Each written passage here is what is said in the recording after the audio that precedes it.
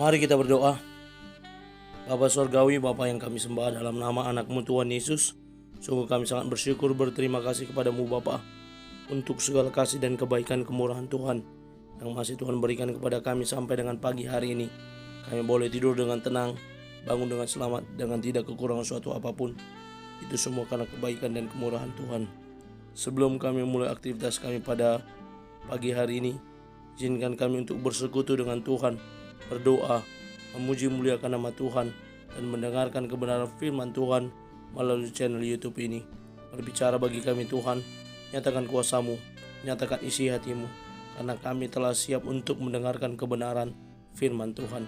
Di dalam dan demi nama anak-Mu Tuhan Yesus Kristus, kami sudah berdoa dan mengucap syukur. Amin. Shalom ibu bapak saudara terkasih dalam nama Tuhan kita Yesus. Semangat pagi. Bertemu kembali di channel Rionando Butar-Butar dalam khotbah 5 menit aja atau Ko5 untuk renungan harian. Renungan pada hari ini saya ambil dari kitab 1 Tesalonika pasal yang ke-5 ayat yang ke-9. Demikian kesaksian firman Tuhan. Karena Allah tidak menetapkan kita untuk ditimpa murka, tetapi untuk beroleh keselamatan oleh Yesus Kristus Tuhan kita. Allah menetapkan keselamatan dalam Kristus. Ibu bapak saudara terkasih dalam nama Tuhan kita Yesus, berbicara tentang keselamatan, semua orang pasti menginginkan yang namanya keselamatan. Sebagai orang yang beragama, kita pasti mengharapkan nantinya di kehidupan yang akan datang, di kehidupan kekal, kita beroleh bagian dari keselamatan dari Tuhan yang kita sembah, yang kita percayai, yang kita imani. Itulah gunanya orang hidup beragama. Tujuannya tidak hanya hidup di dunia ini saja, tetapi di kehidupan di masa yang akan datang.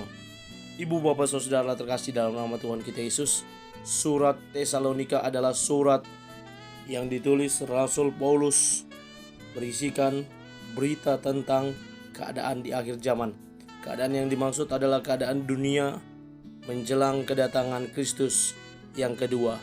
Sebagai orang percaya, suatu saat Tuhan Yesus yang selama ini kita sanjung, kita sembah, kita banggakan, yang kita percayai dan kita imani sebagai jalan dan keselamatan dan hidup bagi kita setiap orang percaya, sebagai pujaan dan juru selamat yang tidak ada duanya dalam dunia ini, akan datang untuk membawa kita kepada kehidupan yang kekal. Allah tidak pernah berniat menetapkan kita untuk ditimpa oleh murka, namun kedatangannya ke dalam dunia ini hanya untuk menyelamatkan. Jika kita belajar dari sejarah dunia, tentunya kita pernah melihat bagaimana Allah murka menghukum dunia ini melalui air bah, di mana Allah berkata kepada Nuh, sebab 7 hari lagi aku akan menurunkan hujan ke atas bumi, 40 hari lamanya, 40 malam lamanya, dan aku akan menghapuskan dari muka bumi segala yang ada yang kujadikan itu. Bagaimana Allah murka pada saat itu dengan kelakuan manusia yang jauh dari yang diinginkan oleh Allah. Tetapi di sisi yang lain, Dia Allah adalah Allah yang penyayang dan pengasih, sebagaimana dikatakan oleh penulis Mazmur dalam Mazmur 86 ayat 15. Tetapi Engkau ya Tuhan Allah, penyayang dan pengasih, panjang sabar dan berlimpah kasih setia.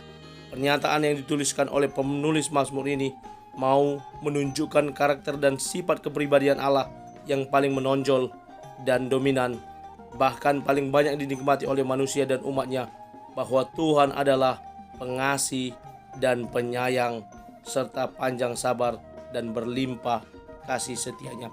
Ibu bapak saudara terkasih dalam nama Tuhan kita Yesus, kalau Paulus mengatakan dalam nats ini bahwa Allah tidak menetapkan kita untuk ditimpa murka, karena apa? Karena kita telah disediakan oleh Allah jalan dan keselamatan di dalam Kristus Yesus. Pendeta Henok Damping, seorang pendeta GPDI, berkata, keselamatan bukanlah sebuah ilusi, keselamatan bukanlah dongeng belaka. Hidup kekekalan bersama Tuhan yang ada di surga adalah fakta kehidupan yang akan menggantikan kehidupan yang ada di dalam dunia ini. Karena itu, mari kita pegang terus keselamatan kita dengan hidup dalam taat. Sebagaimana dikatakan oleh Aeschylus, seorang dramawan Yunani yang berkata, ketaatan adalah ibu dari kesuksesan dan terikat pada keselamatan.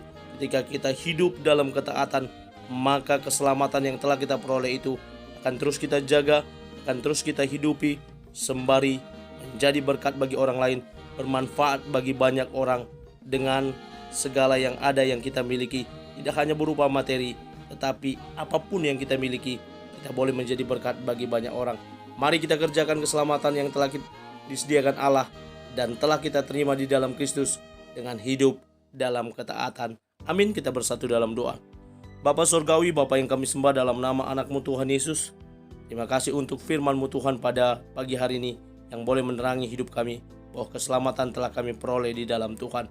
Terima kasih untuk keselamatan yang telah Kau sediakan. Ajar kami untuk mengerjakannya dengan hidup dalam ketaatan. Dalam Kristus Yesus kami berdoa. Amin. Selamat beraktivitas. Tuhan Yesus memberkati. Shalom.